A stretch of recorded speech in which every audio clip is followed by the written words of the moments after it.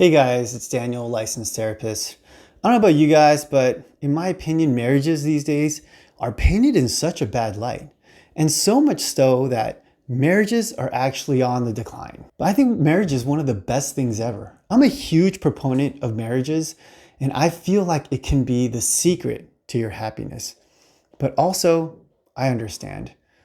I'm a licensed therapist. I deal with a lot of people in really difficult marriages. So I understand that it can also be one of the most painful things ever. So if you're against it, like I said, I get it. Brian is the host of the Whatever podcast, and he is adamant about not getting married. So let's hear him out. Here's the thing. You want, ultimately, I'm going to guess, but you correct me if I'm wrong. Sure. I'm going to guess, or let me just ask you, do you want a woman that wants to be a wife and a mother? That's a high priority. I thought this was going to be an easy yes. Yeah. Well, he doesn't want to get married. That's the thing. Then I guess it makes sense that dating on this podcast. Wow. Then the whole you pay for the coffee. I could have like a long-term partner, but I'm not in. I don't want to get married just because. Do you want kids?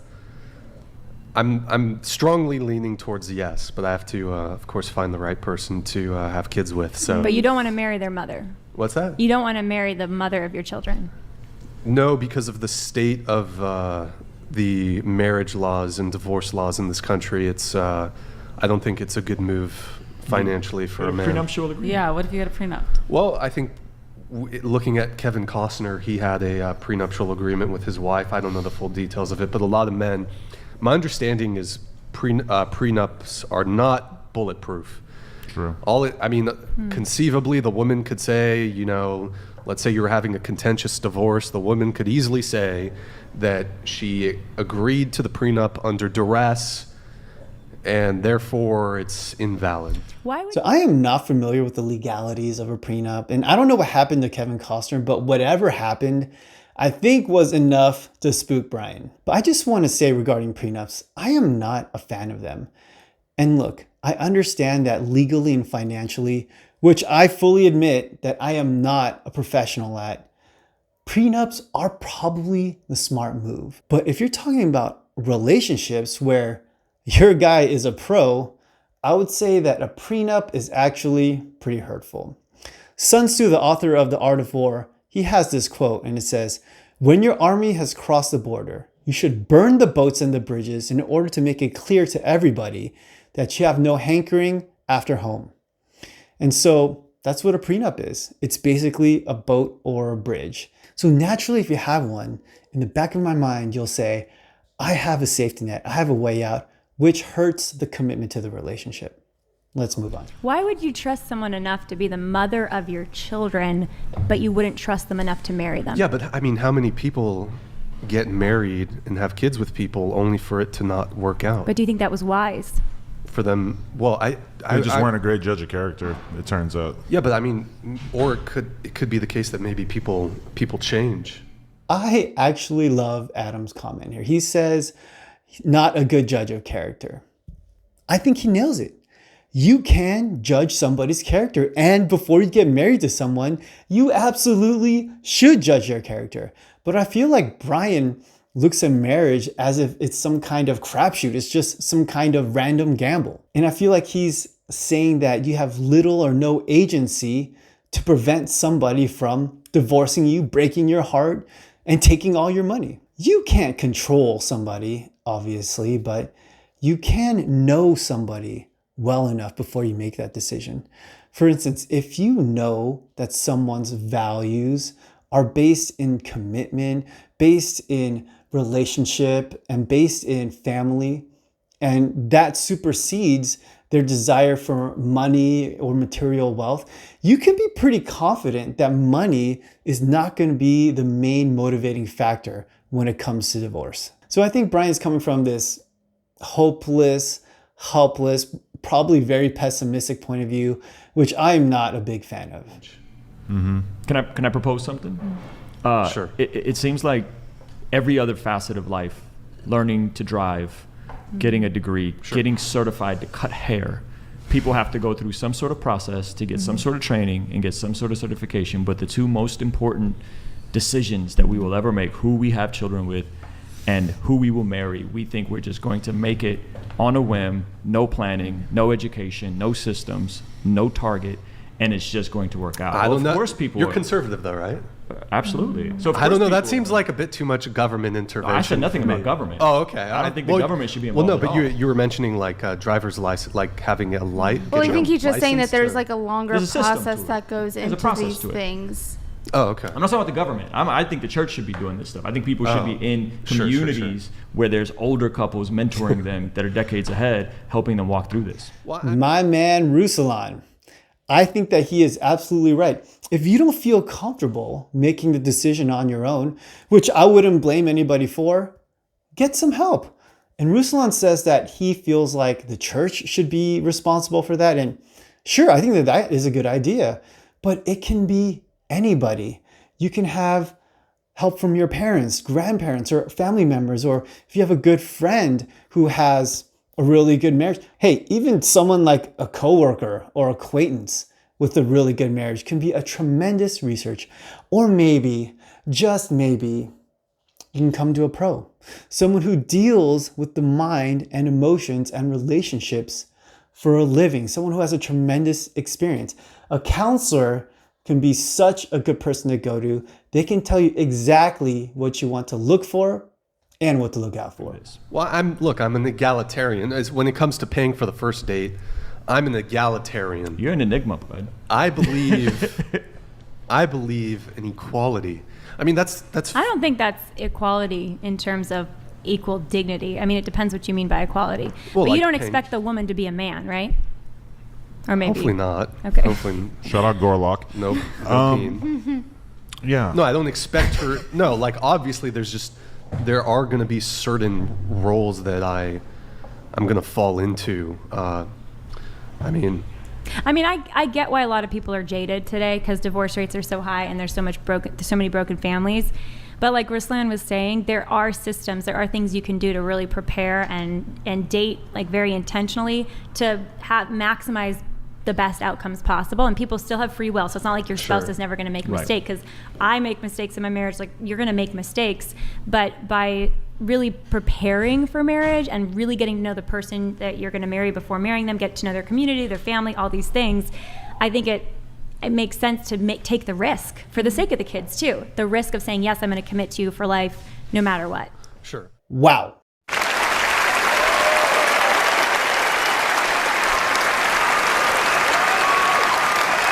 I could not have said it better myself. And I guess there's nothing left to say about this except like and subscribe. Sure. Here. I know we're going a little late, so. No. Speaking of kids, let's get home to them. Yeah.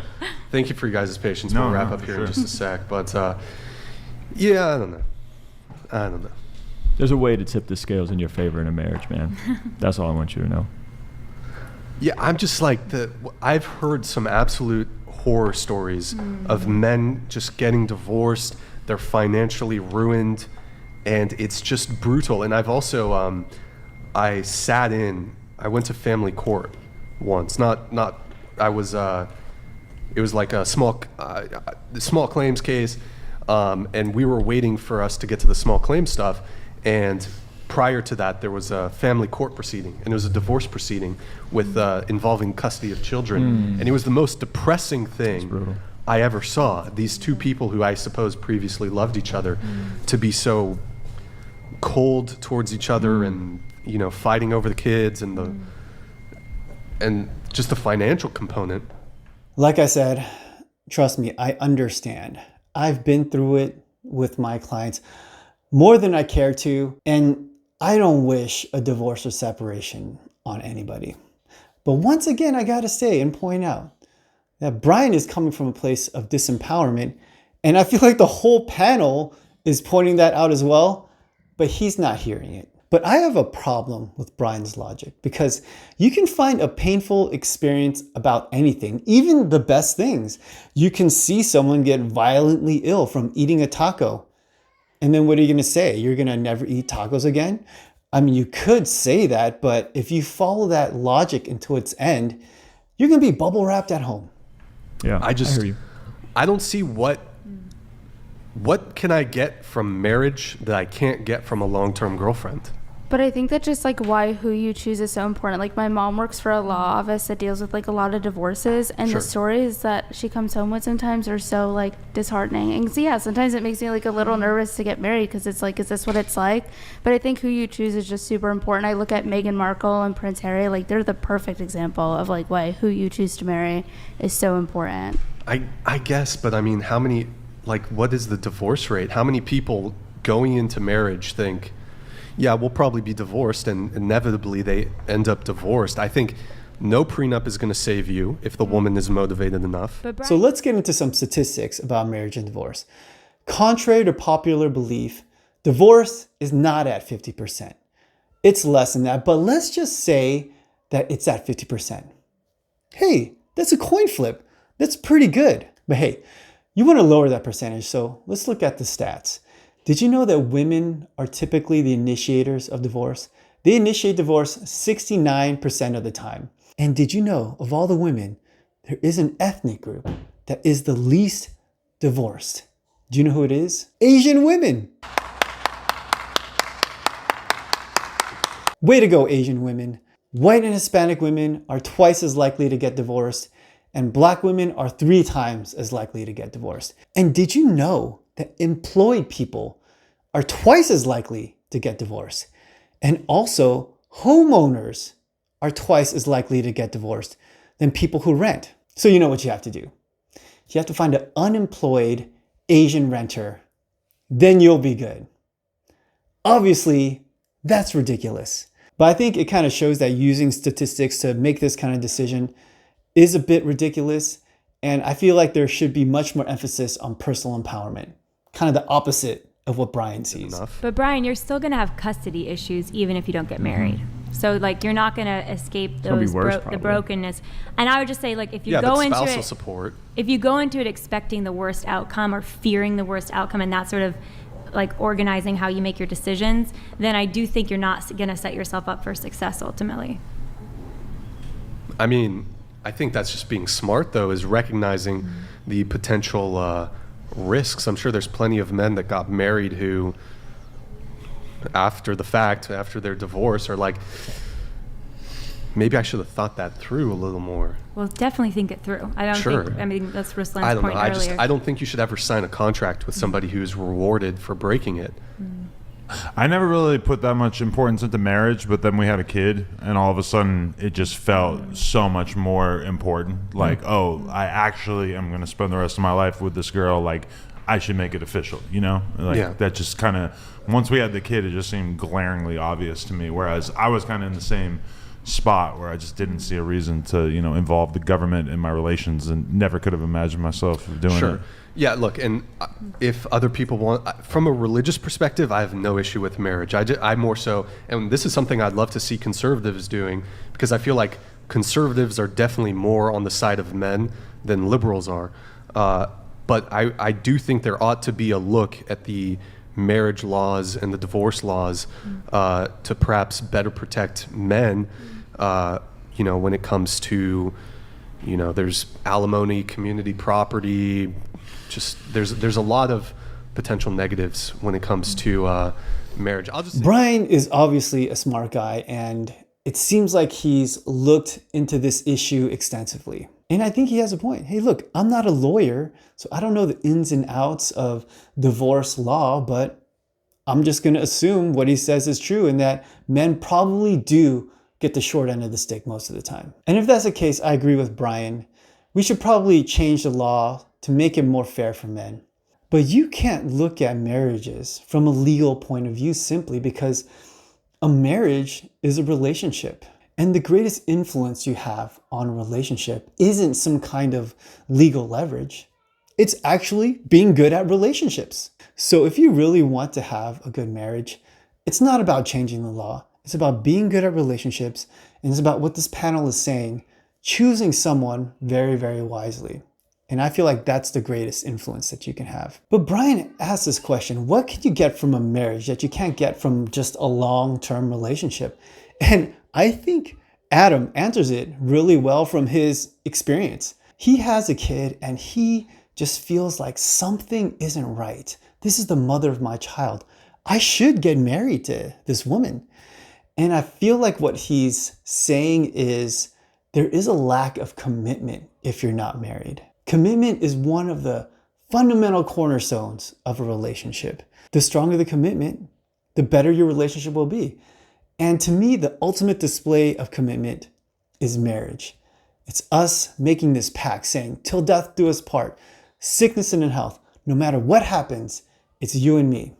And if all you have is a long-term girlfriend, a lot of those things can be undefined and a little bit fuzzy. Marriage. I'll just say this last thing on marriage, and then if anyone has a final thought, I'll give it to you, and then we'll wrap up. I would say, if you're, as a man, you're dead set on getting married, the least that you can do is make sure of these three things. She does not have a child from another man. She does not have any cluster B personality disorder or other mental health issues. And she's either a virgin or has a low body count. I think those are probably the best circumstances for marriage. I'd agree. Brian! What? Did we just become best friends? Yep. Excellent advice, my friend. I do feel like there is a little bit of wiggle room with 1 and 2, the whole having a kid and multiple sexual partners, but overall, agree with his 3 criteria. And look at Brian mentioning some psychological criteria, cluster B personality traits, which I agree with him. If you want to be in a relationship, you should avoid those things. And ultimately, what I feel like Brian is saying when he's saying these things is leading to my best advice when it comes to choosing a partner, which is find somebody who has good mental and emotional and relational health. So I really like Brian's criteria, but it makes me think that he has a lot more power than he gives himself credit for. But it seems like he's just so worried about that worst case scenario that if he were to find an amazing woman that would dedicate herself to him and they would have a beautiful marriage, that he just wouldn't be able to pull that trigger. And that makes me sad because the one resource that everyone is limited on is time. And I would hate for someone like Brian or anyone else to waste their time avoiding something very good just because they're afraid of a worst case scenario. Hey, you know what? Brian should probably just take all these people on the panel, get their advice, use his criteria, use his own intuition and his intellect, and I'm sure he could find this amazing woman, have a wonderful marriage and life, and he could ride off into the sunset happily ever after. Well, that's my thoughts on marriage and divorce. Do you guys disagree with me? If you do, I would love to hear it in the comments down there. And if you have anything else you want me to react to, leave it in the comments down there as well. Thanks for watching, you guys. I'll see you next time.